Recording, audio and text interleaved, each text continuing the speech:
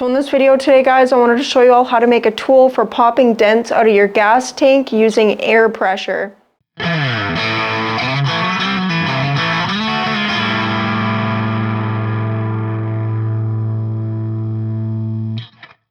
Hello everyone and welcome back to my channel. I hope you're all doing well today. If you guys have seen some of my older videos, you may have seen the video where I used air pressure to pop dents out of my gas tank in my Dyna. Obviously, I haven't gotten all the dents out of the gas tank, but I have gotten some of the larger dents, or the one pretty big dent that was in my gas tank, out using air pressure. And it's very important to remember, guys, that if you are using air pressure to pop dents out of a gas tank, that you want to use nothing but a hand pump, tire pump. You never want to use an air compressor. This method does not work for popping out every single dent. This is for larger dents in a gas tank. Depending on how bad the dent is or how tightly creased the metal might be, you're not going to be able to use this method. You might have to use heat or some other type of method. So without talking too much, let's just get into this and I'll show you guys how to make your own DIY tank dent popping tool. Anyways, let's do it. Okay guys, so the material you are going to need to do this job is some 1/4 inch ready rod. You're going to need some 1/8 inch aluminum plate. You could probably use steel plate too, but it makes more sense to use aluminum in my opinion. You're going to need some kind of rubber of some sort. This is just pond liner rubber. I'm probably going to use 2 layers of this just because of how thin it is.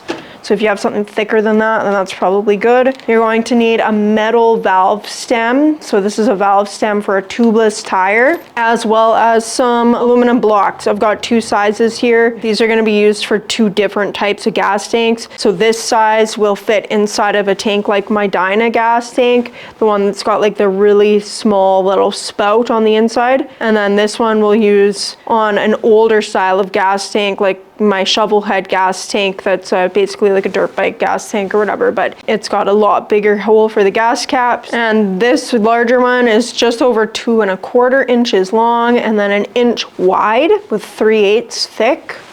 And then the smaller one here is 2 inches long and about 3/4 of an inch wide and then 3/8 thick. Okay, so we're gonna mark out my aluminum blocks first. This one, the hole will just be in the center, so that's going to be super easy to do. And then this one, the smaller one for the Dyna style gas tank, and that's for gas tanks with an inside screw-in cap. This hole is going to have to be offset a little bit, so I just have it roughly marked where it's going to be, but I'm going to actually measure that out and make sure that it's proper. So I'm going to go 1/2 inch off the edge here, and then I'm going to mark the center,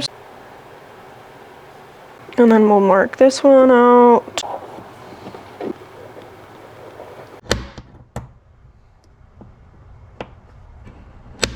Okay, let's go drill these out. So for the smaller block, what I'm going to do is I'm going to use my hand drill and the same 1/4 inch drill bit, and I'm just going to angle this hole because we're going to want this block to be able to pivot like this to be able to get it in and out of the tank. I'm going to start my drill and then I'm just going to slowly angle it off. Now I'm going to mark out my 1/8 inch aluminum plate and I'm going to get a 3-inch circle out of this. It doesn't have to be exact, but 3 inches is big enough. That marked out nice. So I'll have to cut this out now. Do that on the bandsaw.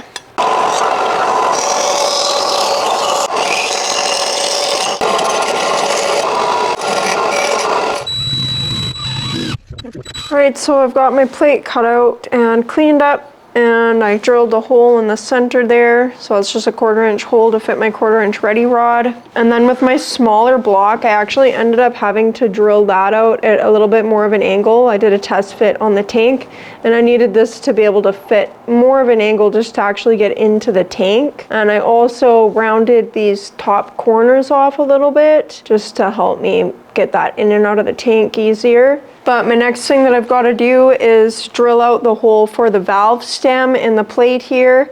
So the nut that comes with my valve stem is a 1/2 inch nut. So I want to make sure that I've got enough space between the nut that's going to be in the center hole and the valve stem nut. From the edge of this nut, I just marked out 3/8 of an inch, and that's where I'm going to drill the hole for my valve stem, just right there. So I'm going to center punch that.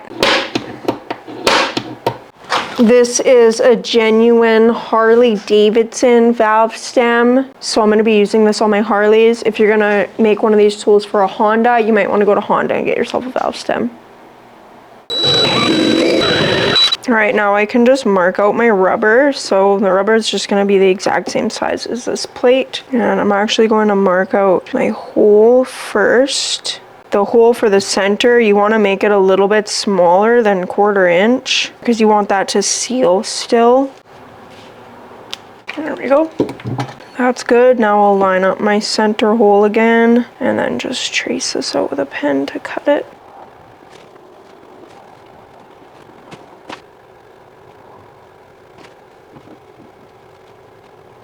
All right, and now that my rubber's cut out, I'm going to mark the hole for the valve stem.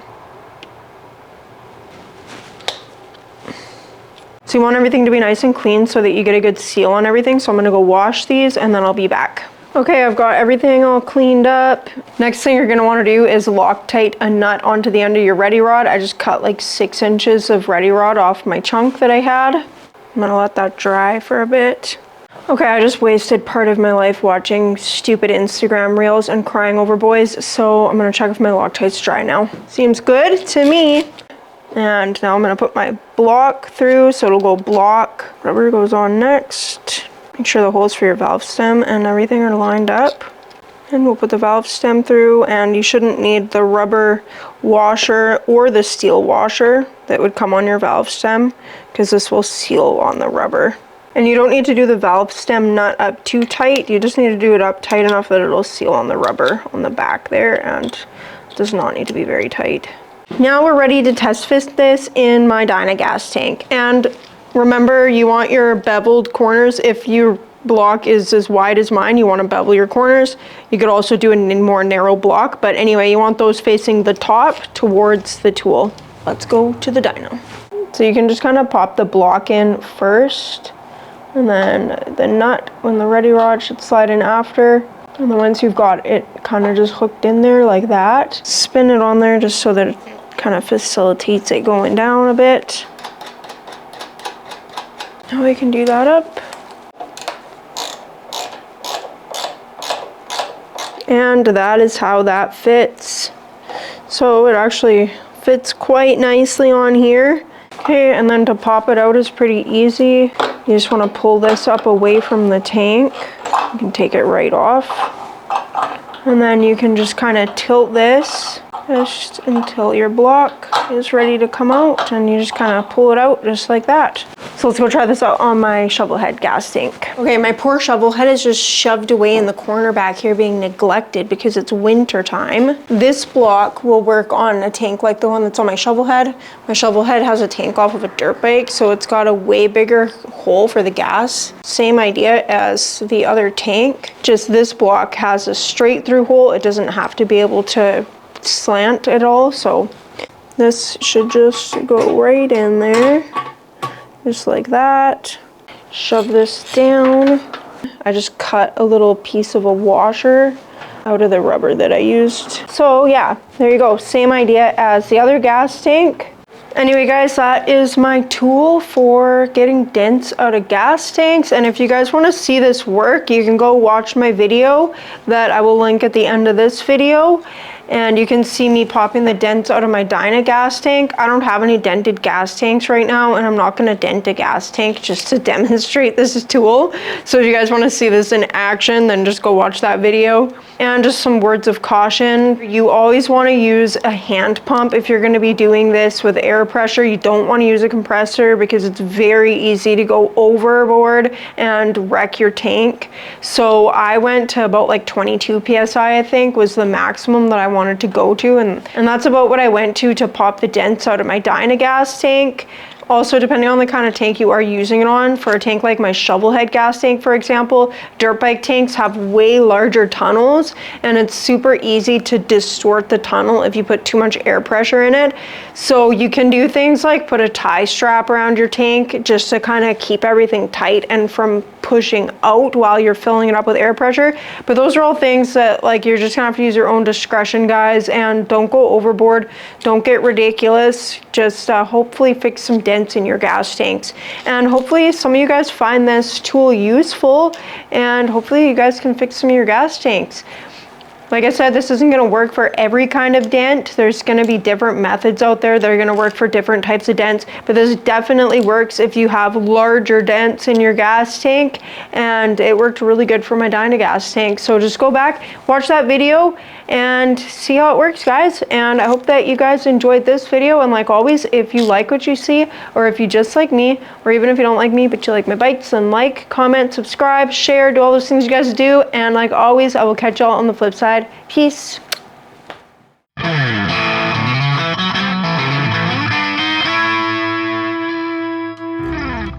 pop tanks out.